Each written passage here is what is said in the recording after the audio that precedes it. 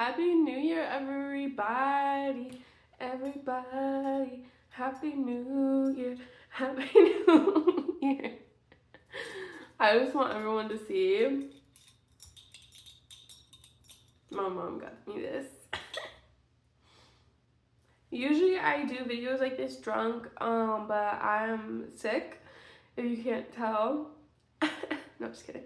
But I really am sick, and so I'm just really not feeling drinking. I'm trying to get better. So yes, that's that on that. I just took a COVID test. It looks false, not false. It looks negative, right? It looks negative. So I think I just have a bad cold. But yeah, that's where we're at with that. I just wanted to do a talking video today about the new year and everything that's gone on this year, and it's been a really important year for me, a really pivotal year for me. So I just kind of wanted to tell you guys about that. So let's go. So 2024, it also feels like the longest year of my life, and I don't know if it's because I'm getting older or what, but it was a really long year. And that's kind of that. I'm not going to talk really about what's going on in the world because I'm not trying to depress everybody. But like in my personal life, this is kind of just a year that I decided to just really follow my dreams in like the most like simple sense, I guess. Because I was tired of everything and like tired of the way I was living, and so this is the year where I just really came into my own. And so I wanted to really talk about that because I personally feel like 2025 is just going to be a continuation of that for me. Not a whole lot of like big plans, but you know, plans to just continue what I've been doing. And so I wanted to talk about what I've been doing. So like I said, I'm very sick at the moment, so talking is hard, but I'm gonna try. And yeah, so it's kind of hard to think back to last year, but I think I started unemployed.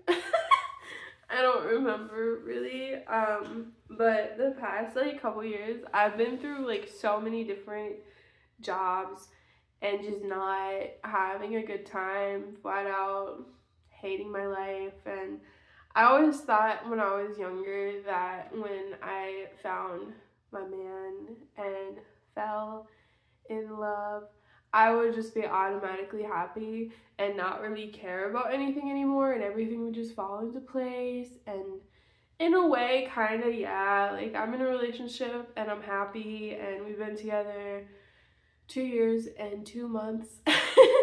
And like it's just a really good time in my life in that sense. But with everything else, it's just a little hectic. And so it's like a little misconception that I guess I had. And so I really did have to just figure my shit out. And really like turn inwards in that sense. Because man's not gonna do that for me. He's gonna make me happy, make me laugh. We're gonna have a nice time. But it's just like, besides that, I really did have to show up for myself. And so yeah, that's kind of what this year was, because I feel like 2022 and 2023 were just kind of like those like first years of being in a relationship and falling in love and doing all that cute shit, and then okay, 2 years has passed, we're no longer in that stage anymore. Now it's like, okay, back to you. What are you doing for your own self? Like, come on now. So that's kind of where we're at with that. But yeah, still Justin. I love him, my man Justin. I love you so much. But he can't figure my shit out for me. So this year, that's what I was doing. Just in like small ways. I feel like in the movies and TV shows, I would have just said, you know, if it was like a movie, the girl would have been like, I just need to find myself. But you can find yourself while you're in a relationship. And so that's what I did. And it ended up kind of like in the form of me just like going back to my childhood self, and just kind of remembering who I am. And yeah, I always really wanted to be a writer. And so that's kind of what I landed on. I was just like, oh, well, I always wanted to write a book just for the fuck of it. So here I am. I started to write it probably in the spring of last year, 2024. And once I got started, I could not stop. I had the best time just like coming up with these characters and the story and everything like that. And I would go days at a time just like writing, like just because that's what was making me happy. And I realized that I can do this for like hours at a time, not thinking about anything else, not thinking about eating or sleeping or anything, just focused, right? And so that's when I was like, shit, I need to do something like this. First of all, more often, and second of all, if I have to have a job and I have to, work to make money, which we do, I want something that's gonna make time go by fast, and something that I can, just like really focus on. And so I decided that I would have to go back to school because I want to do something where I can write or be creative in, some way. So that's what I did. So I applied back to college, and I got in. I was going to start in the summer just because, or even the spring semester, no, not the spring semester, because the spring would be in January. So I think my goal was to start in the summer, but it just didn't end up happening. But I ended up starting in the fall, and oh my god, I am glad I did.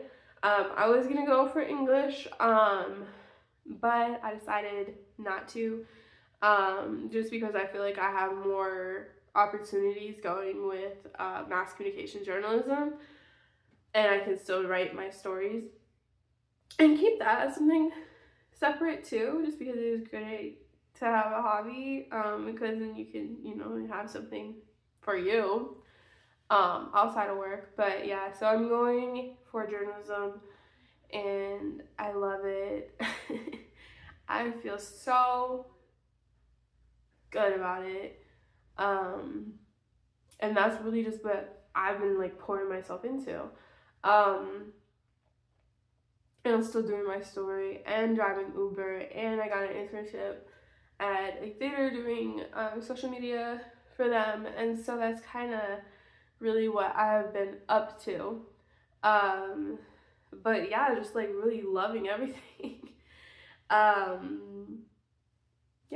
and that's 2024.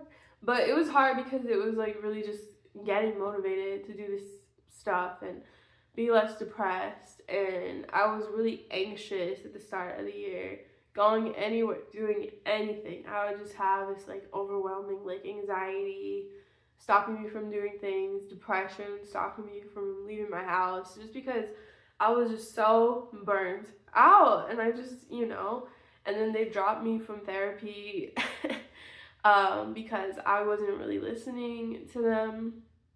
But the things that they were telling me, I just needed to figure out for my own self, like grounding exercises and breathing and like all this shit. It's like, yeah, I know, but I just can't get the wheels turning. And then I got a psychological evaluation done, and I got diagnosed with ADHD, and that kind of just started to make sense to me, I guess, because I always felt like I was just like out of control, I guess, in a way, where I just couldn't get my shit together no matter how hard I tried. And whenever like I look back at times in my life where I've been successful, it has always come from just being like super disciplined and hard on myself, because shit like, following a routine, following directions, whatever, does not come easily to me. And so if I want to do those things, I can do those things, but it's going to be hard and it's going to be unpleasant.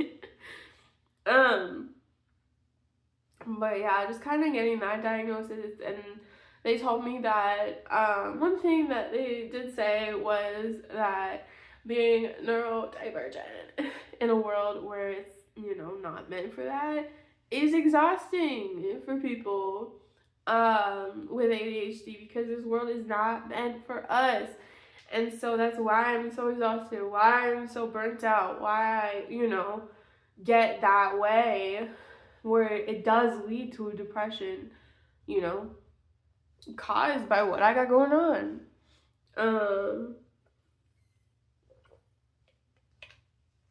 But yeah, kind of hearing that and learning that helped me a lot this year as well, because it really took the pressure off of me. Just knowing that that's just how I am. And, there's no use, like, doing the most. And then I can, like, kind of find ways to adjust that work for me, which has been having a better, routine, go to bed at this time, wake up at this time. But not to the point where it's like, if I don't do this, then I'm bad, and, whatever. So that's kind of in that. I have content on here about bipolar, and yes, I was diagnosed with bipolar when I was 21. And I wasn't, like, undiagnosed with it, but I was taken off of the medication I was taking for that, so I don't really know where I'm at with that. But I do know that a lot of women are diagnosed with bipolar who have ADHD, just because some of the symptoms can be similar in women. And, in healthcare, we can be looking at as dramatic. But yeah, so that's kind of where I'm at with that.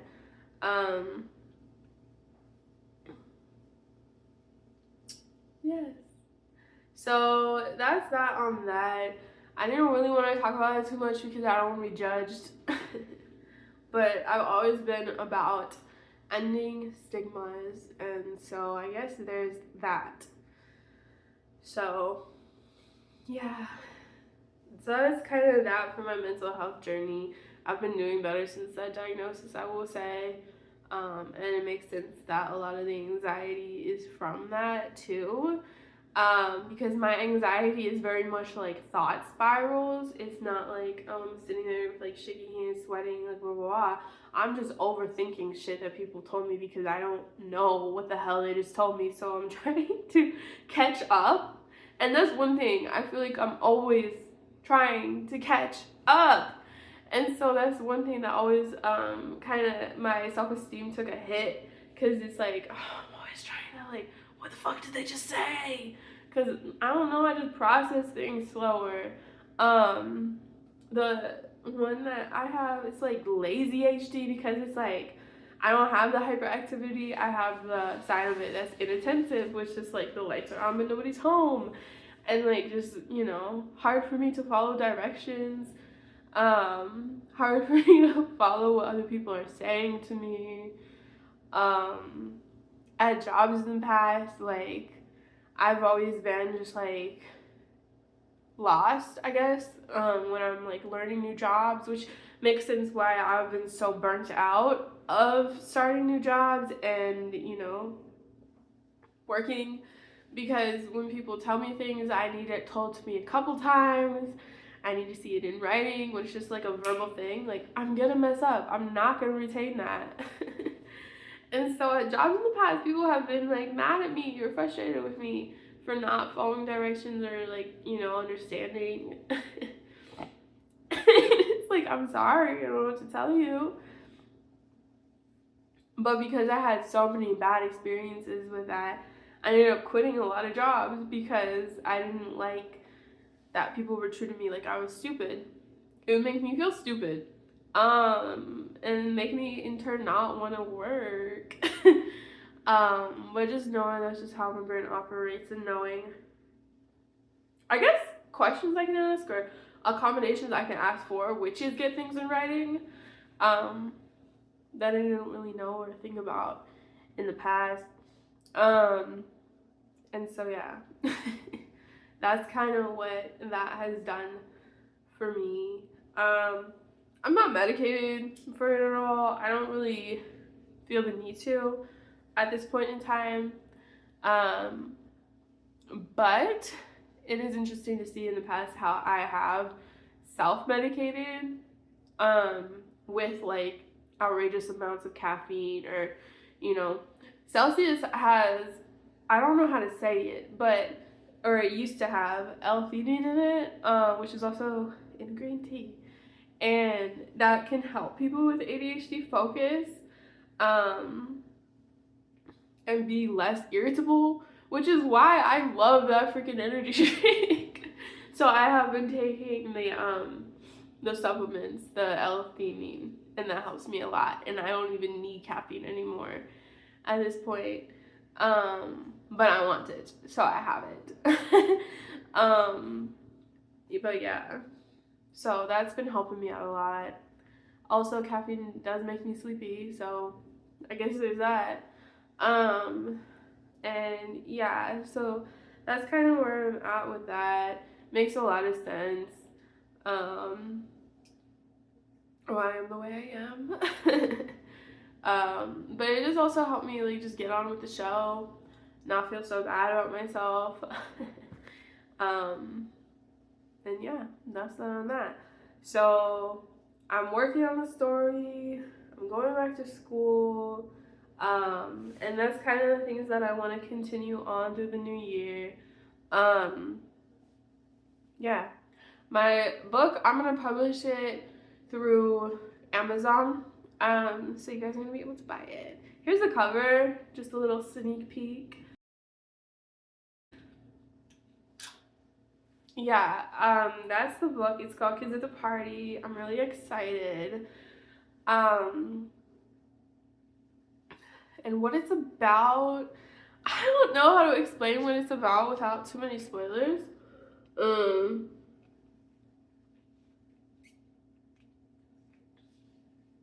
But basically, it's kind of a criticism at like true crime. And like kind of just exploring why do we indulge in this content? Why do we,